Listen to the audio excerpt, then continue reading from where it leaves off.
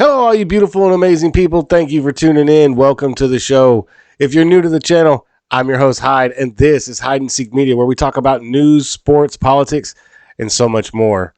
In this episode, I'm going to be talking about a quiet war that's been going on in the United States for over a decade. See, what a lot of people don't realize is that the propaganda that you hear from the corporate media isn't just to push their leftist agenda, right? It's to push this country into authoritarianism. It's to push the people into accepting an authority telling them what to do over having their own personal freedoms and choices. Now, what I'm talking about, right, is the lies that you see in the mainstream media, or that's where the propaganda comes in, right? So you see, it's not necessarily that they're lying to you in what they report, even though sometimes that is the case. What it is, it's framing, right? It's all about framing and narrative and how they want to steer your thought process, right? So you'll see a lot of that in some of the articles that we talk about in this video, where and I'll point it out, where they use specific words or specific phrasing to steer the way you think, right? To the way you think about a certain topic that they're talking about. They want you to think about it the way they think about it and not the way you personally think about it, right? They don't want you to have your own beliefs. They don't want you to have your own thoughts. They want you to think and believe what they think and believe, right? And that's, to me, that has been going on for a very long time. And because we were so complacent and so comfortable in this country, we didn't want anything to jeopardize that comfort, right? And so what do? We turned a blind eye. Oh, well, if it's not me, right? People like people who live in my state, for instance, right? We'll take my state, for instance. It's pretty red. It's pretty conservative. It's pretty comfortable. It's, pretty liberty minded. I mean, hell, we're part of the Bible Belt and we have medical marijuana, right? So that tells you that it's not all uptight conservatives, right, that live here in this state. But you do live in an echo chamber. And so a lot of people here are complacent because they know, oh, well, those lefty, crazy California people don't live in my neighborhood. They don't live in my state. They're not making the laws of my state. And as long as I continue to vote for the right people in my state, I don't have to worry about California. I don't have to worry about New York. I don't have to worry about Minnesota or Chicago, right? I don't have to worry about any of these places, right? Because it's not me. So I just bury my head in the sand, keep my head down, do me, and hopefully, I can live my life peacefully without anything happening. Problem with that mentality is you end up where we are today, right? So look where we are today. We have an authoritarian regime as president of the United States. Okay, it's not just Joe Biden; it's his handlers and everybody else. It's basically the Obama administration 2.0, right? That's what we have. So I'm going to show you not only the battles that we're fighting right now, but I'm going to show you that we are actually winning this fight, even though it doesn't look like we are. We are winning the war, even though right now the battle looks grim, right? So I'm going to break all that down for you guys, and we're going to get into what I call the quiet civil war of the United States. We're going to get into all that and much more, but before we do, remember, you can always support the channel by donating to one of my many crypto wallets listed down below, or click the merch link in the description and pick you out one of these funny political t-shirts or hoodies today. Also, I'm trying to build up my locals community, so if you want to join locals and become a part of my community, with your premium subscription, you'll get access to all of my videos, articles, and exclusive content found only on locals.com. So click the link down below and become a member today. Now, let's get to it. So I just want to put a quick update on this video. At the time of the recording, the Rittenhouse verdict had not been handed down yet. It has since, and Kyle has been found not guilty on all charges. So I just wanted to add that update to this video so that it was as up to date as possible. Thanks for watching, and let's get back to it. Got this first story here from Yahoo News. Kyle Rittenhouse trial, third day of jury deliberations ends with no verdict. MSNBC barred from courtroom. Okay, so I'm pretty sure everybody who is watching this video has been at least apprised of what's going on with Kyle Rittenhouse. And if you haven't, I suggest you go check out Viva Fry or even Andrew Branca's YouTube channels. They covered the case very, very well. I'll leave the description I'll leave the links to their channels in the description below. So go make sure to check out their breakdown of the Rittenhouse case, because it was on point. It was very on point. It was absolutely amazing. So they say jurors in the Kyle Rittenhouse trial went home for the evening Thursday and will gather for a fourth day on Friday to try and reach a verdict in the shooting case.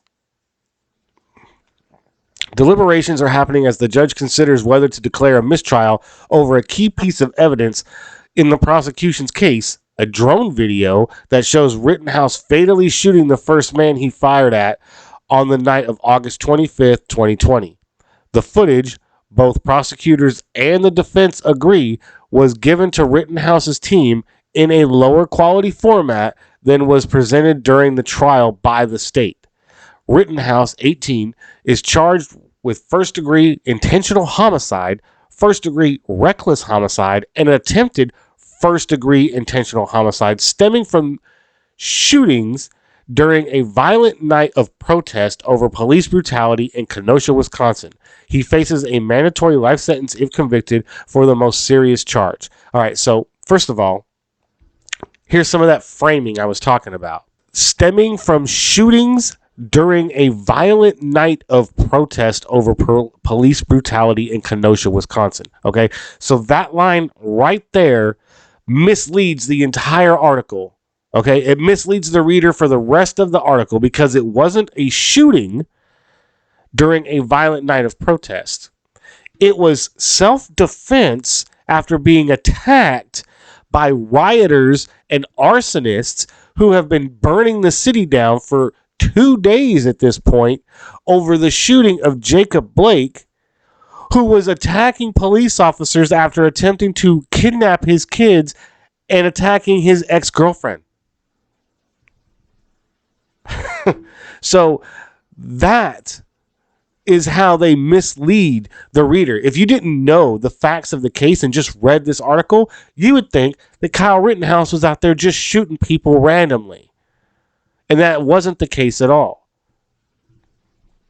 They go on to say the mistrial request was the latest turn in a dramatic trial that has lasted more than a week and features dozens of witnesses and videos. Rittenhouse and his lawyers said he was defending himself. The state said the then 17-year-old was looking for a fight he provoked when he brought his AR-15 style rifle downtown, creating an active shooter situation.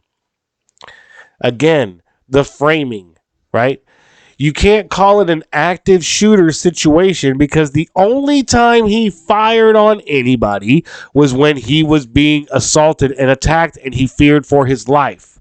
Other than that, he never even pointed the rifle at anyone else who was not a threat to him. Again, framing, right? Judge Bruce Schroeder, who has drawn both sharp criticism and high praise over how he has handled the case, has yet to rule on the mistrial motion. He has not ruled on a separate defense motion for a mistrial with prejudice, which would prevent Rittenhouse from being retried. Like I said, this is an example of one of the battles that we are fighting right now in this quiet civil war, right? Kyle Rittenhouse was out there protecting businesses because the police and the National Guard wouldn't. Now, if my memory serves me correctly, and I don't know, you can fact check me on this and leave a comment down below if I'm wrong, but I believe that the police and the National Guard were ordered to stand down and to not go in and stop the rioters and looters and arsonists. And so the second night of this riot, Kyleittenhouse, along with some of his friends, were out there guarding friends' businesses, making sure that another one of their car lots didn't get burned down like the first one did in the first night of riots. So it's not like he was out there looking for a fight. As a matter of fact, there's multiple videos showing Kyle talking about how he wants to help people. And as a matter of fact, is asking people if they need help. So it's, calling him an active, or saying that he created an active shooter situation is grossly misleading. Here's another example. Okay. Far right YouTuber Tim Pool is the latest ivermectin poster boy. Okay. So this is from the Daily Beast, and I'll just leave that there. Okay. See, a lot of people may criticize me or may say, oh, Carl, you're reading all these leftist, all these corporate media news organizations. Well, you got to hear from the other side, right? If you don't hear how they're going to frame it, then you're never going to live outside of your bubble, and you're not going to know how they're going to attack you. You're not going to know how to combat your enemy if you don't know how they are attacking you to begin with, right? So, like I said, this is another one of these propaganda hit pieces. So this article is basically about Tim Pool getting COVID and taking the Joe Rogan COVID cocktail and getting better, right? Tim does an entire video on it. I actually do a video about Tim getting COVID and talking to Joe about how to treat it. You can watch that video right here. So, Tim gets COVID, the whole crew gets COVID, and he gets it really bad. And, he's thinking he may have to go to the hospital. He calls Joe. Joe says, this is what I did, man. You need to call your doctor, talk to him. Tim calls, a clinic. They say, oh, you should be okay. You just sleep it off. He decides to get a second opinion. The doctor says, no, you need to come in. They do a test. Tim says, I want to do this, that, and that. Bada bing, whatever. Right. So now the Daily Beast is attacking him because one of the medicines he took was ivermectin. And Tim even says in his video that he was hesitant about taking the ivermectin. He even asked the doctor multiple times if he had to take it because he was feeling better and didn't want to take it. And the doctor said yes. Oh, I'm sorry. Let me Biden that for you. The doctor said yes. So let's hear what they have to say, and I'll let you decide, right? So the Daily Beast reports, one-man YouTube brand and far-right darling Tim Pool came down with a nasty case of COVID-19. Okay, first of all, anybody who watches Tim Pool, right, which I recommend every one of you do, if everyone who is watching this video, if you are not subscribed to Tim Pool's channel, and if you are not a member of timcast.com, go do it right now. Okay. It's probably one of the best YouTube channels for news, politics, and information that you're going to find. I hands down, bar none. And Tim is a middle of the road guy. He has both conservative and liberal opinions. So he is very fair, very he has an opinion, but he tries to keep it as fair and center as possible, right? And so I respect him for that, and that's one of the reasons why I love watching his show. Just wanted to give a quick plug to Tim Pool and timcast.com. Great things they're doing over there. So, but you can see from the very beginning, the Daily Beast is already throwing the propaganda out there. One-man YouTube brand and far-right darling, Tim Pool, right? So they call him a far-right darling because people like me who are libertarians and who believe in individualism and the Constitution and freedom and all of that, that because we like Tim Pool, he's a far right darling, right? It's like, come on, man. If you watched Tim's show, you guys drove him far right. If he's far right, you guys made him that way. You pushed him all right out, because I've watched this stuff for a long time, and even went back and did, my research on Tim and watched his stuff from Occupy and some of the other stuff that he did before he started his podcast show. And he is not far right. I'm sorry. Coming from somebody who is more right than Tim, he is not far right. But they go on to say, okay, so it says Tim Pool came down with a nasty case of COVID-19 along with many members of his staff after hosting a maskless comedy night with far-right performers. You see, there they go again. Ryan Long, right, was one of the comedy performers. Far-right performers. I mean, some of Ryan's stuff is pretty crazy. So but this is the Daily Beast, right? This is their propaganda. This is how they steer you away from the truth and down their narrative, right? Towards their narrative. This is how they steer you away from the truth and towards their narrative, is by using these punch words like that, like far right performers, right? Get the hell out of here with this, right?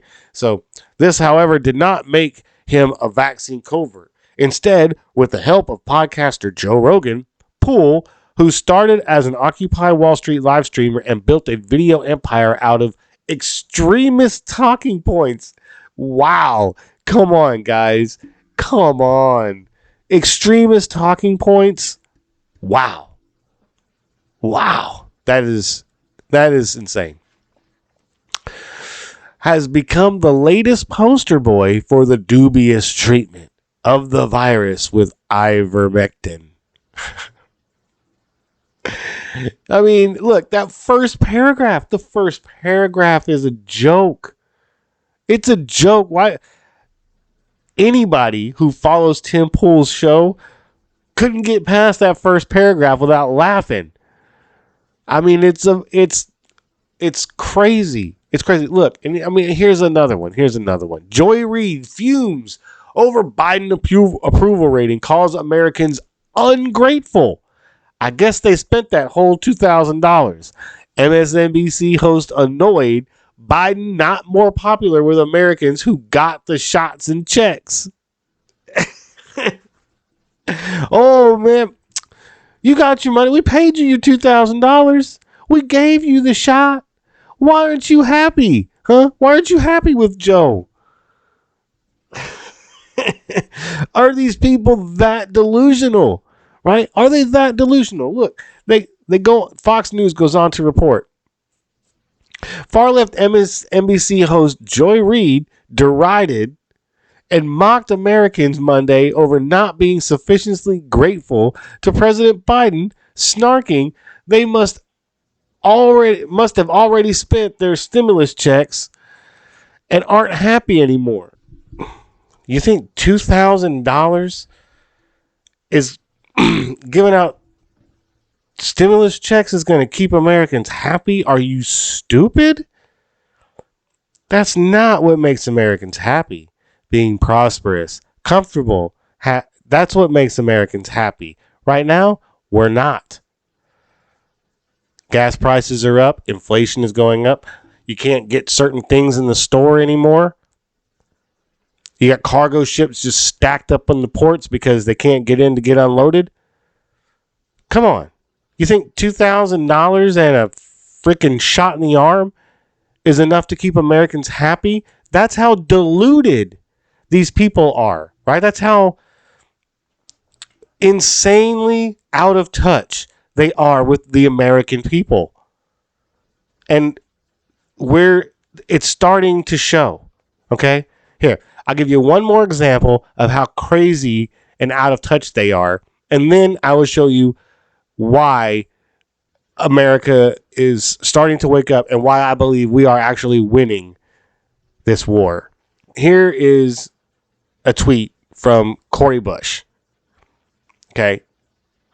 She is a congresswoman from Missouri, a Democrat, and I believe part of the squad, right? If you don't know who the squad is, that's Ocasio-Cortez, Rashida Tlaib, Ilhan Omar, and Miss Cori Bush.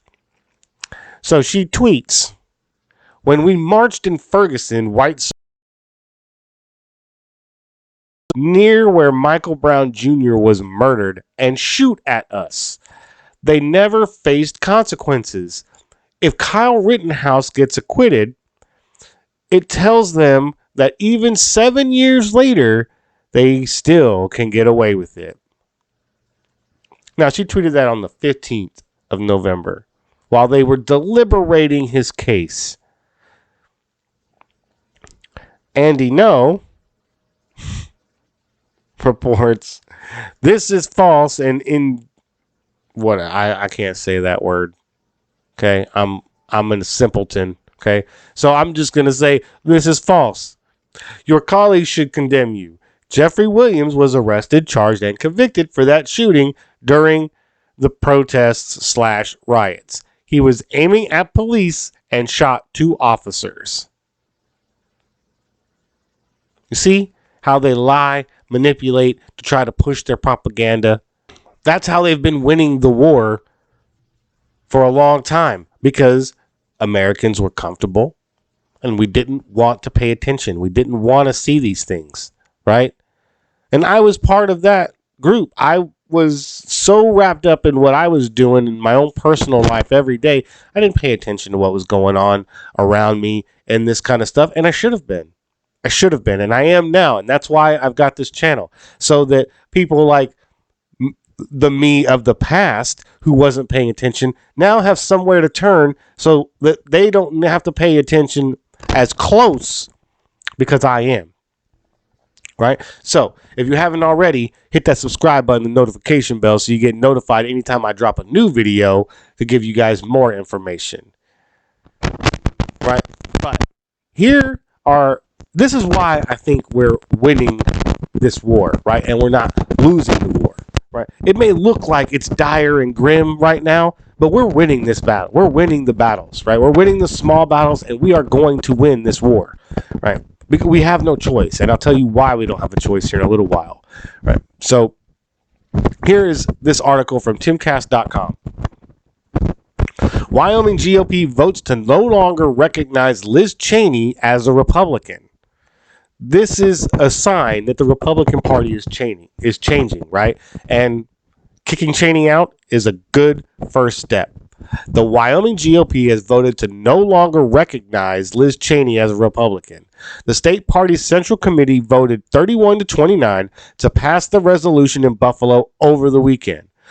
While the move is strictly symbolic and does not strip the Congresswoman of any power, it may have an impact on her upcoming race.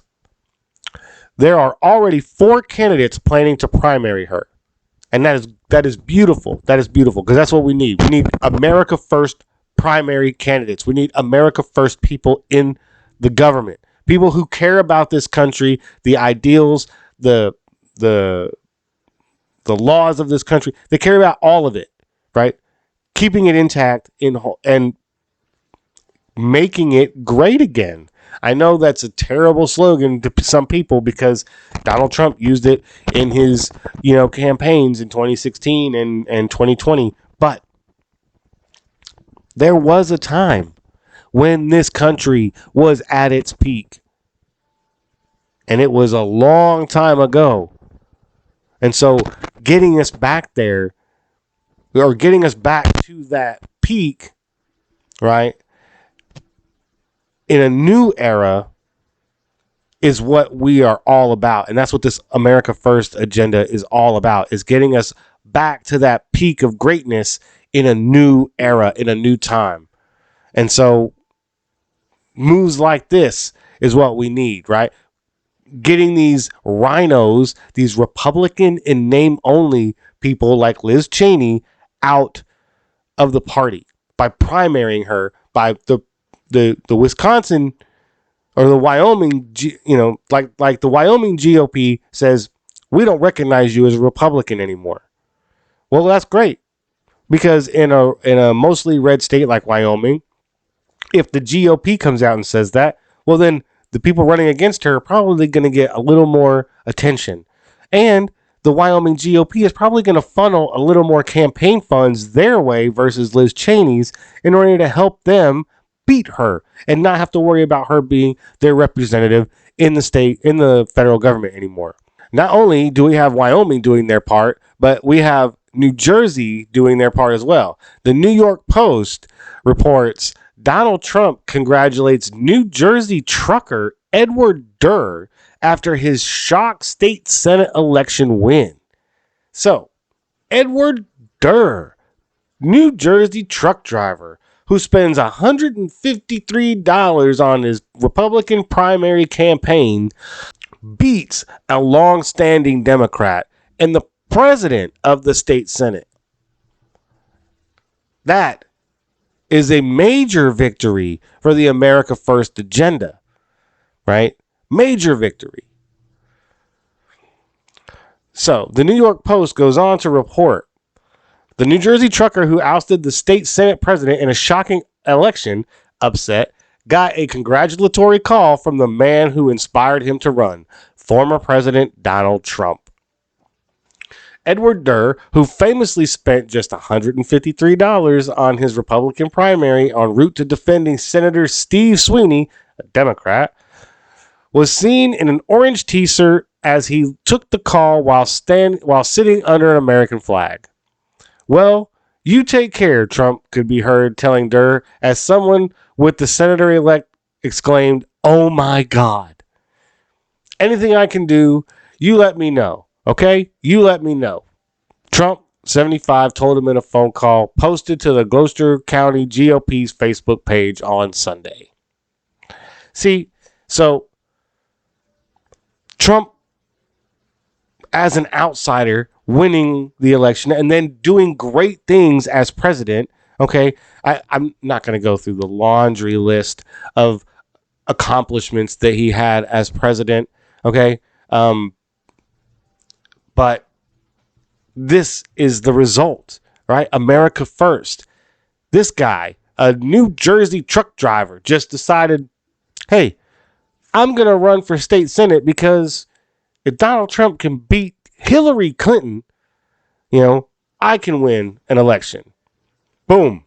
Happened.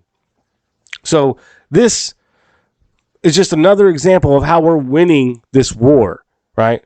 Now, we've got to take it small battle by small battle by small battle, right? And these are great small victories, but we need another small victory, right? We need to keep piling these small victories up as long as it's all America first.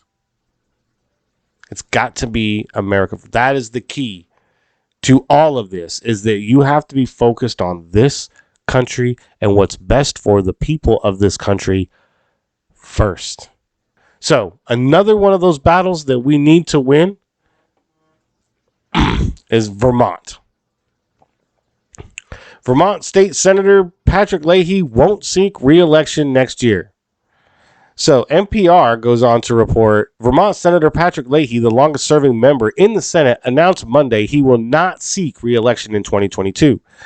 Marcel and I have reached the conclusion that it is time to put down the gavel. It is time to pass the torch to the next Vermonter who will carry on this work for our great state. It's time to come home, he said in a news conference at the state capitol. So this is a perfect opportunity to take another seat. A lot of people don't see it. And I was one of those people for a long time. I kept looking at the negative. I kept looking at, oh my God, look at what Joe Biden is doing to this country. Oh my God, look at how inflation is going to tear up my bank account. Oh my God, look at how it's going to put a hardship on my family. And I don't know if I'm going to be able to afford to feed my kids and put diapers on my baby at the same time. I don't know if I'm going to be able to keep continuing to do this YouTube channel and work a full-time job at the same time, because it's going to be too much and it's going to put too much stress on me and my family. I don't know. I got tired of feeling that way. And so I started looking at this from a different angle. And I said, oh my God, There's a victory. Oh, wait. There's another one. There's another one. Now, right? We still have some major battles to fight. All of this matters because the civil war that we've been fighting, right, has led to a fracture in this country. And the only way we fix that fracture, right, is by exposing the terrible path that these crazy left-wing ideology, this crazy left-wing ideology will take us, right?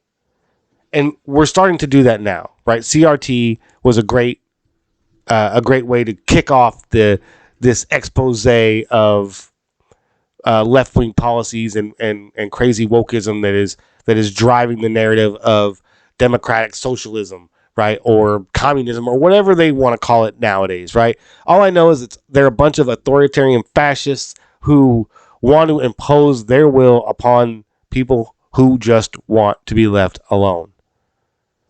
And we need to win these battles because there is going to be a major conflict. We are going to see another major conflict. And more than likely, it's going to be with China. And it's going to happen between 2028 and 2030. So if we are not healed as a country by then, we're doomed. Look at this story from Newsweek. Xi Jinping warns Joe Biden China could be compelled to use force against Taiwan. So everybody knows China wants to invade Taiwan because they believe that that's their property, that Taiwan is part of China and they're not an independent country, and that they own that land, and so they are hell bent on invading and taking back what they believe is theirs. So Newsweek says President Joe Biden and Chinese President Xi Jinping reflected on tensions and growing differences over Taiwan during a virtual meeting of the two leaders on Monday night. The United States has reiterated that its support for Taiwan is rock solid amid rising friction with China over the self-ruled island. Although the People's Republic of China have never governed Taiwan, it claims sovereignty over the island, which it considers part of its territory under its one China principle. Biden shocked observers last month when he said the U.S. had a commitment to protect Taiwan from the Chinese military attack. The White House walked back the remarks soon after. A senior administration official insisted that U.S. policy on Taiwan had remained consistent during a press call ahead of the Biden-Xi meeting. At the conclusion of the 3-hour virtual summit, the White House said President Joe Biden underscored the U.S.'s commitment to its own one China policy, distinct from its Chinese principal counterpart, guided by the Taiwan Relations Act, the 3 joint communiques, and the 6 assurances. The U.S. strongly opposes unilateral efforts to change the status quo or undermine peace and stability across the Taiwan Strait, an official readout. In the statement, China's foreign ministry confirmed that Biden reaffirmed the U.S.'s one China policy and its longstanding position of not supporting Taiwan independence.